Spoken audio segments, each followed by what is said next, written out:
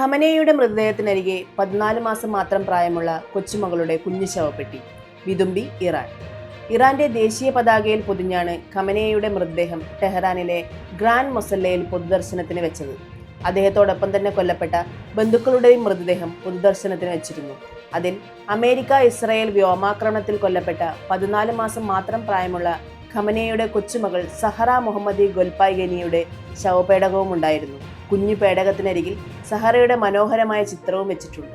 അന്തിമോപചാരം അർപ്പിക്കാൻ എത്തിയവർക്ക് ഇത് വലിയ വേദനയായി. പൊതുദർശനത്തിലും സംസ്കാര ചടങ്ങുകളിലും വിദേശ പ്രതിനിധികളെത്തി ആദരാഞ്ജലികൾ അർപ്പിക്കുന്നത് തുടരുകയാണ്. ഇന്ത്യയെ പ്രതിനിധീകരിച്ച് ബീഹാർ ഗവർണർ സയ്യിദ് അതാ ഹസ്നൈൻ, വിദേശകാര്യമന്ത്രി പബിദ്ര മാർഗരിത എന്നിവർ പങ്കെടുത്തു.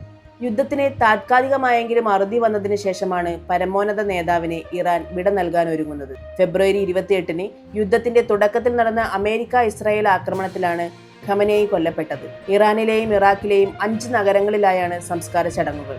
ജൂലൈ 9-ന് നടക്കുന്ന ഖബറടക്കത്തിൽ വിദേശ പ്രതിനിധികളടക്കം ലക്ഷക്കണക്കിന് ആളുകൾ പങ്കെടുക്കുമെന്നാണ് കണക്കുകൂട്ടൽ. വിഴിഞ്ഞം തുറമുഖ വിവാദത്തിൽ അദാനി പോർട്സിന്റെ വിശദീകരണം. വിഴിഞ്ഞം തുറമുഖ ഓഹരി കൈമാറ്റവുമായി ബന്ധപ്പെട്ട വിവാദത്തിൽ അദാനി പോർട്സ് CEO അശ്വിനി ഗുപ്ത വ്യക്തത വരുത്തി. അന്താരാഷ്ട്ര ഷിപ്പിംഗ് കമ്പനിയായ MSCയുമായി ഒപ്പിടുന്ന കരാർ പൂർണ്ണമായും സംസ്ഥാന സർക്കാരിന്റെ വ്യവസ്ഥകൾക്കും അനുമതിക്കും വിധേയമായിരിക്കുമെന്നും വിഴിഞ്ഞത്ത് MSCക്ക് യാതൊരുവിധ കുത്തക അവകാശവും ഉണ്ടാകില്ലെന്നും അദ്ദേഹം അറിയിച്ചു. തിരുവനന്തപുരം കോർപ്പറേഷനിലെ അവിശ്വാസ പ്രമേയം UDFനൊപ്പം ചേരുമെന്ന സൂചന നൽകി വി ശിവൻകുട്ടി. തിരുവനന്തപുരം കോർപ്പറേഷനിലെ അവിശ്വാസ പ്രമേയത്തിൽ UDFനൊപ്പം ചേരുമെന്ന സൂചന നൽകി CPIM നേതാവ് വി ശിവൻകുട്ടി. UDFനൊപ്പം ചേരാൻ ഇപ്പോൾ തീരുമാനിച്ചിട്ടില്ല, പക്ഷേ അതിനെക്കുറിച്ച് ആലോചിക്കേണ്ട സമയമാകുന്നു.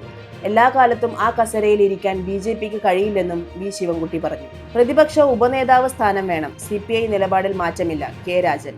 അമ്മ സംഘടനയിലെ ആഭ്യന്തര തർക്കം രൂക്ഷമാകുന്നു. മലയാള ചലച്ചിത്ര താരങ്ങളുടെ സംഘടനയായ അമ്മയ്ക്കുള്ളിലെ ഭിന്നതകൾ വീണ്ടും പരസ്യമാകുന്നു. നടി ശ്വേതാ മേനോനും രമേശ് പിഷാരടിയും തമ്മിലുള്ള ഫോൺ സംഭാഷണം പുറത്തു വന്നതുമായി ബന്ധപ്പെട്ട് ഒരു വിഭാഗം താരങ്ങൾ കടുത്ത അതൃപ്തി രേഖപ്പെടുത്തി. അതിനിടെ നടൻ ജോയ് മാത്യു സംഘടനയുടെ നിർവാഹക സമിതിയിൽ നിന്നും രാജിവെച്ചു. കാഫിർ സ്ക്രീൻഷോട്ട് കേസ് പ്രതി ജാമ്യത്തിലിറങ്ങി. വടകരയിലെ വിവാദമായ കാഫിർ സ്ക്രീൻഷോട്ട് കേസിലെ പ്രതി ജിതിൻ ഭാസ്കറിന് കോഴിക്കോട് ജില്ലാ സെഷൻസ് കോടതി കർശന ഉപാധികളോടെ ജാമ്യം അനുവദിച്ചു. സംസ്ഥാനത്ത് പരക്കെ മഴ.